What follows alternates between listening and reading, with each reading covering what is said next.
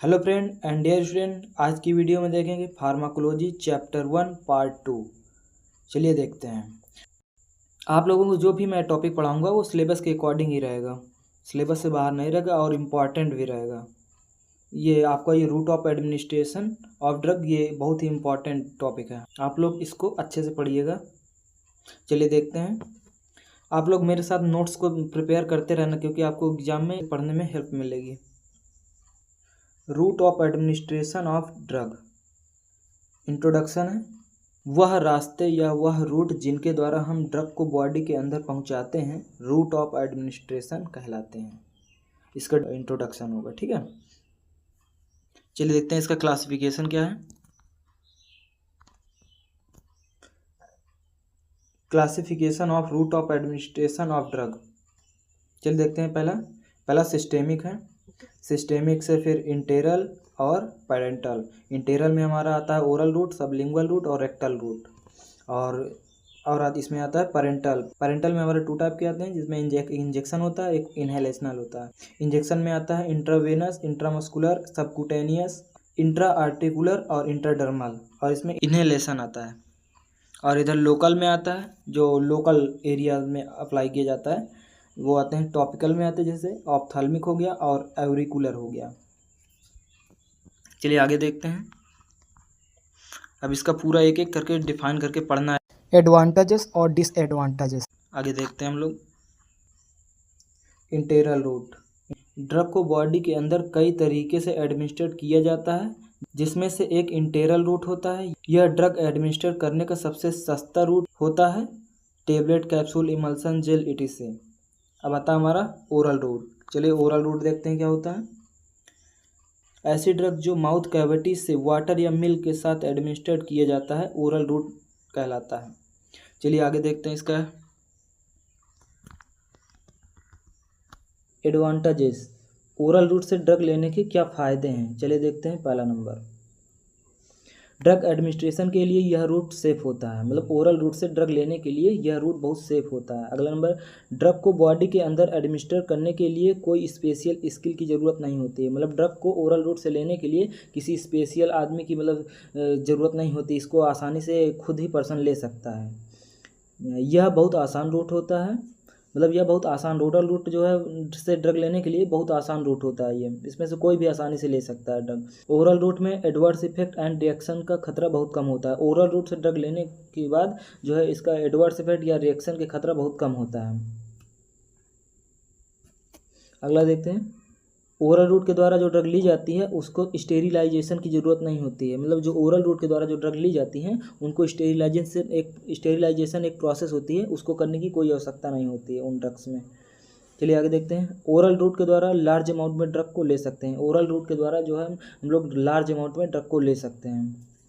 Oral route में कोई pan नहीं होता। ओरल रूट से ड्रग को लेने में कोई पैन नहीं होता। वही अगर पैरेंटल में मतलब IV IM जो इंजेक्शन है उनको लेने से जो है पैन होता है। ओरल रूट में पैन नहीं होता। अगला देखते हैं।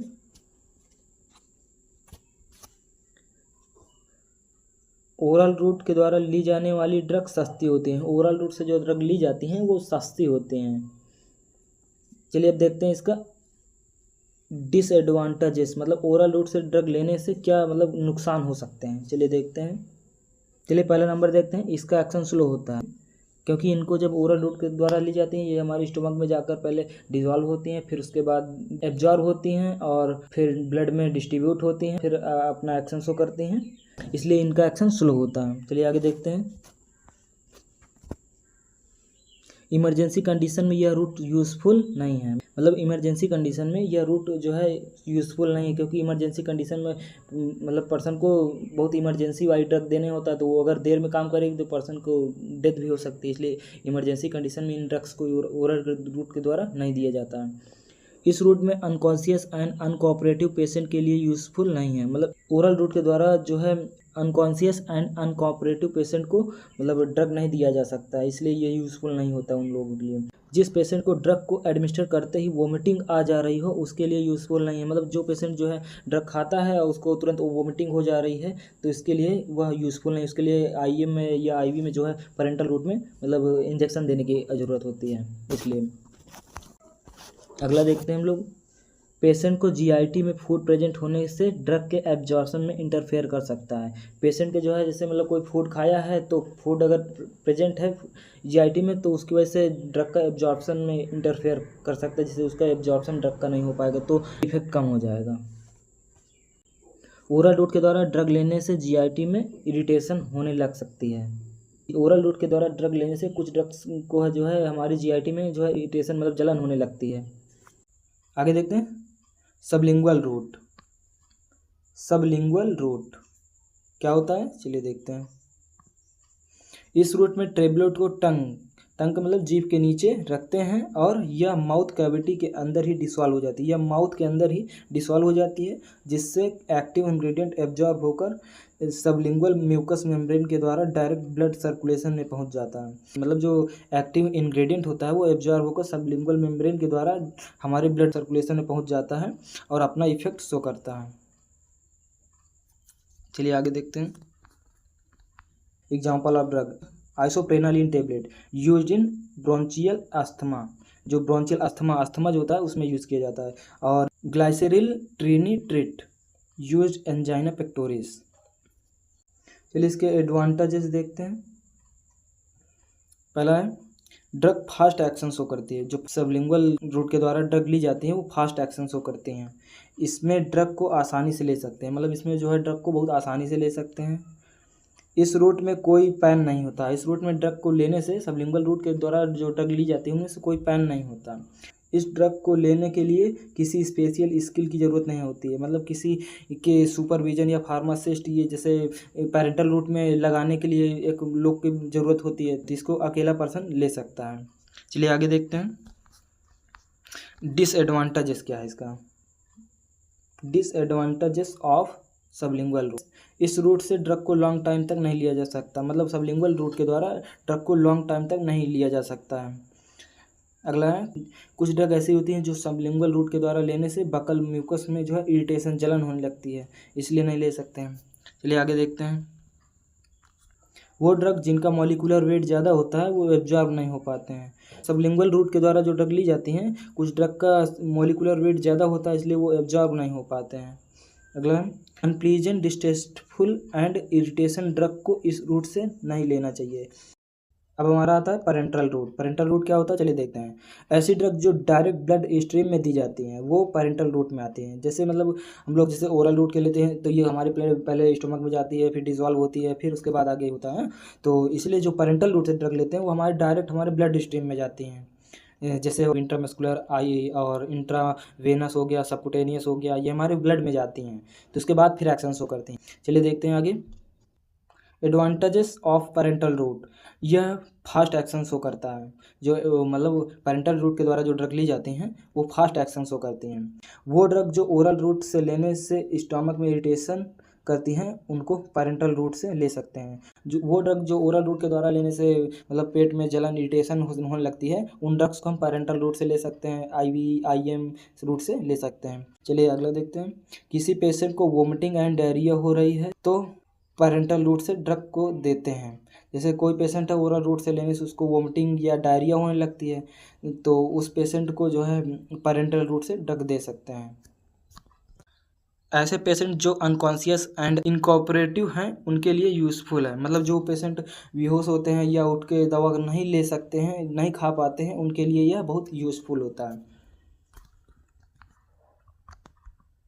इस रूट से दी जाने वाली ड्रग डिस्ट्रॉय नहीं होती है। मतलब पैरेंटल रूट से जो ड्रग दी जाती हैं वो डिस्ट्रॉय नहीं होती हैं, मतलब ख़राब नहीं होती, बहुत मतलब अच्छी तरीके से इफ़ेक्ट करती हैं।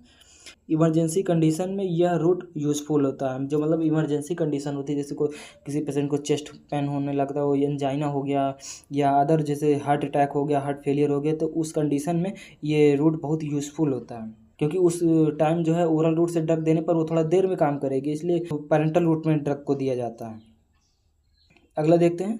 इस रूट से ड्रग देने से 100% बायो अवेलेबिलिटी होती है। जैसे हम कोई टेबलेट लेते हैं ओरल रूट के द्वारा लेते हैं तो 100 mg की होती है, तो हमारे लगभग 70% हमारे ब्लड में जाकर अपना वर्क करती है और 30% हमारा फर्स्ट पास मेटाबॉलिज्म के द्वारा यूरिन के द्वारा पास आउट हो जाती है। ये हमारा बायो अवेलेबिलिटी होता है।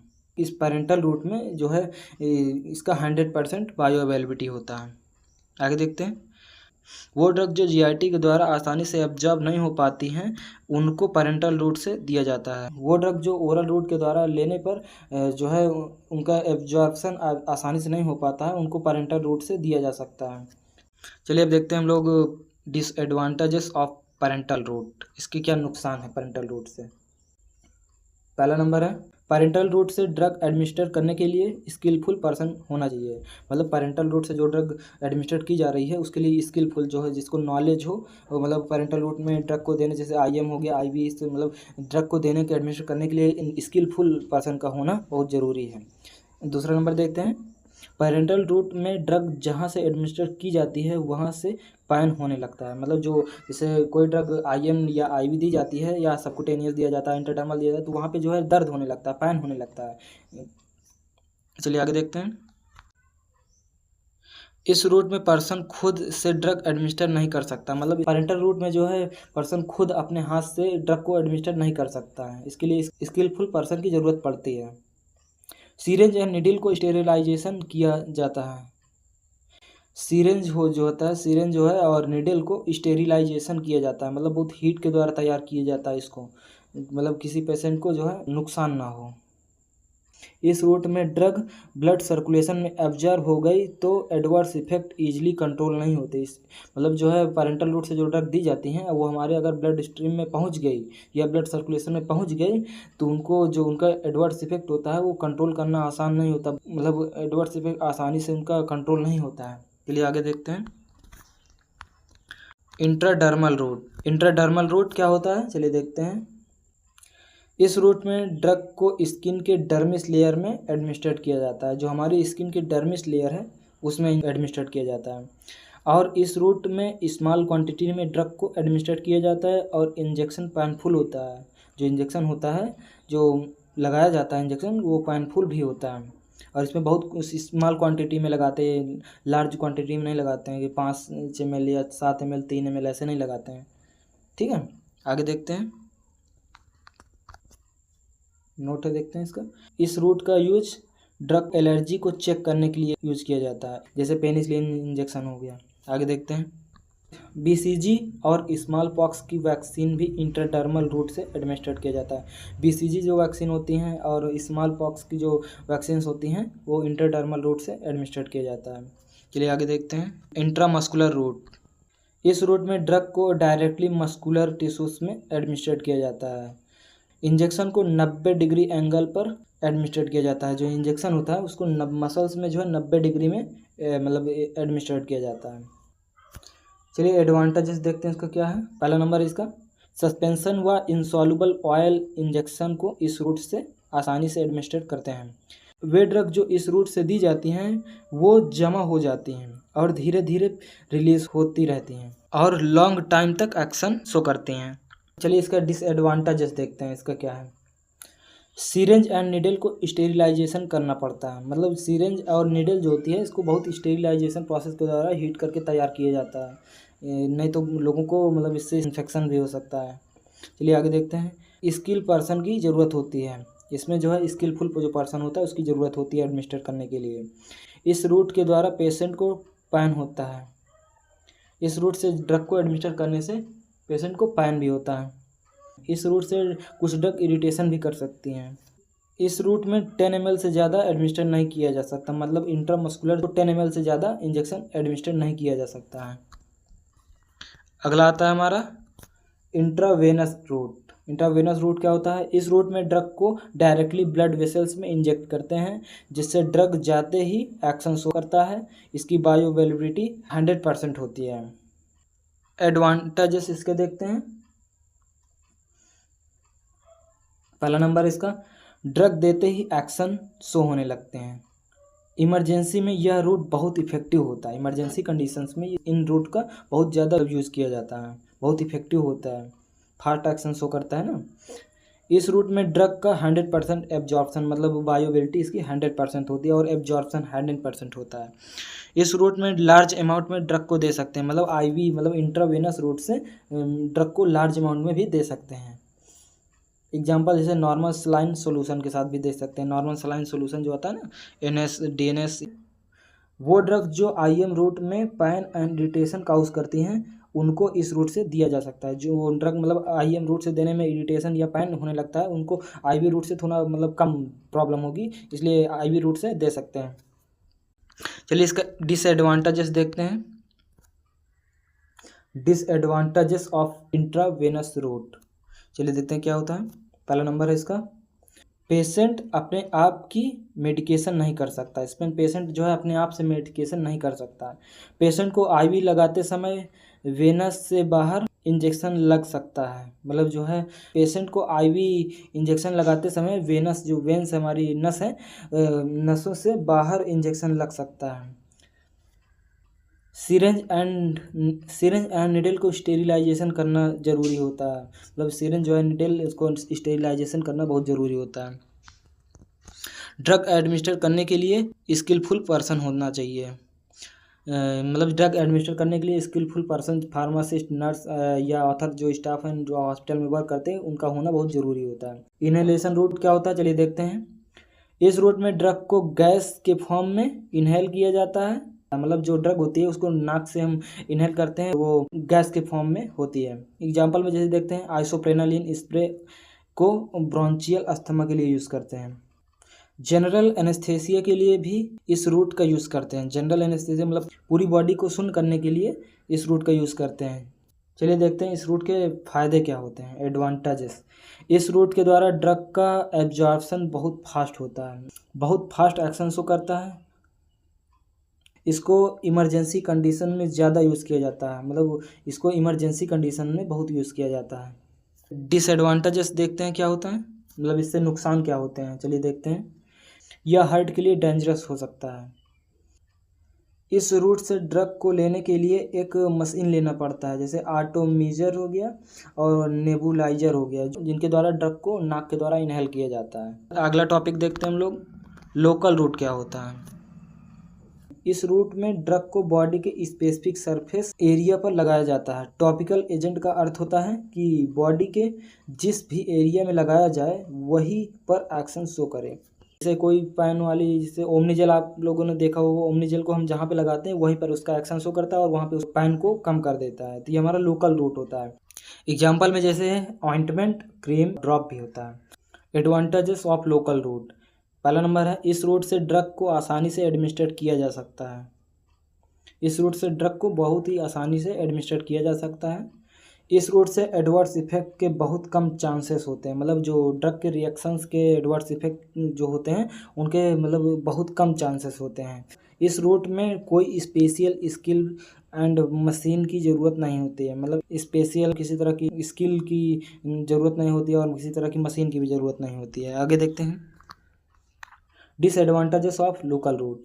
कुछ ड्रग वाटर सॉल्युबल होती हैं जो कि एब्जॉर्ब होकर ब्लड में पहुंच जाती हैं, जिससे अनडेसिरेबल इफेक्ट हो जाते हैं। अगला है जिस सरफेस पर अप्लाई कर रहे हैं वहां पर टॉक्सिटी कर सकते हैं। अब हमारा आता है रेक्टल रूट। रेक्टल रूट क्या होता है, चलिए देखते हैं। इस प्रकार के रूट में ड्रग को रेक्टम रूट के द्वारा बॉडी में एडमिनिस्ट्रेट किया जाता है, जैसे एनिमा को जैसे रेक्टल रूट के द्वारा मतलब रेक्टम के द्वारा एडमिनिस्ट्रेट किया जाता है। चलिए इसका एडवांटेजेस देखते हैं। एडवांटेजेस ऑफ रेक्टल रूट, इस रूट का यूज लोकल इफेक्ट के लिए किया जाता है, मतलब किसी स्पेसिफिक एरिया में इसका यूज़ किया जाता है। इसको कॉन्स्टिपेशन को रिमूव करने के लिए किया जाता है, मतलब इस रूट में जो है किसी पेशेंट को जैसे कॉन्स्टिपेशन हो जाता है तो उस पेशेंट को रेक्टल रूट के द्वारा ड्रग प्रोवाइड की जाती है। आगे देखते हैं इस रूट को पाइल्स के लिए यूज़ किया जाता है, जिन पेशेंट को मतलब पाइल्स होता है उनके लिए भी यूज़ किया जाता है। चलिए डिसएडवांटेजेस इसका देखते हैं।